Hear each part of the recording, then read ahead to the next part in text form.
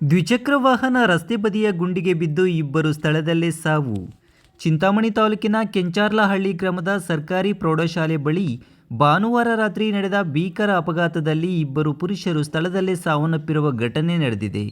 Police ನೀಡಿದ ಮಾಹಿತಿ ಪ್ರಕಾರ ಚೋಳೂರು ಕಡೆಯಿಂದ ಚಿಂತಾಮಣಿಗೆ ದ್ವಿಚಕ್ರ ವಾಹನದಲ್ಲಿ ಬರುತ್ತಿದ್ದ ವೇಳೆ ಚಾಲಕನ ನಿಯಂತ್ರಣ ತಪ್ಪಿ ವಾಹನವು ರಸ್ತೆ ಬದಿಯ ಮರಕ್ಕೆ ಡಿಕ್ಕಿಯಾದ ಬಳಿಕ ಅಲ್ಲಿಯೇ ಇರುವ ಗುಂಡಿಗೆ ಬಿದ್ದು ಇಬ್ಬರು ಸಾವನ್ನಪ್ಪಿದ್ದಾರೆ. ಇನ್ನು ಅಪಘಾತದಲ್ಲಿ ಮೃತಪಟ್ಟವರು ಪಲ್ಲಿಗಡ್ಡ ಗ್ರಾಮದ ನಿವಾಸಿಯಾದ ವೆಂಕಟರಮಣಪ್ಪ ಹಾಗೂ ಚಿಂತಾಮಣಿಯ ವೆಂಕಟಗಿರಿ ಕೋಟೆಯಲ್ಲಿ ವಾಸವಿರುವ ಪ್ರಭಾಕರ್ ಆಚಾರಿ ಎಂದು ಗುರುತಿಸಲಾಗಿದೆ. ಇನ್ನು ಘಟನೆ ಭಾನುವಾರ ರಾತ್ರಿ ನಡೆದಿದ್ದು, ಸೋಮವಾರ ಬೆಳಗ್ಗೆ ಸ್ಥಳೀಯರಿಂದ ಮಾಹಿತಿ ತಿಳಿದು ಬಂದಿದೆ. ಘಟನೆಯ ಮಾಹಿತಿ ತಿಳಿದ ತಕ್ಷಣ ಕೆಂಚಾರ್ಲಹಳ್ಳಿಯ ಪೊಲೀಸ್ ಠಾಣೆಯ ಸಿಬ್ಬಂದಿ ಸ್ಥಳಕ್ಕೆ ಭೇಟಿ ನೀಡಿ ಪರಿಶೀಲನೆ ನಡೆಸಿ ಪ್ರಕರಣ ಸಂಬಂಧ ತನಿಖೆ ಮುಂದುವರಿಸಿದ್ದಾರೆ.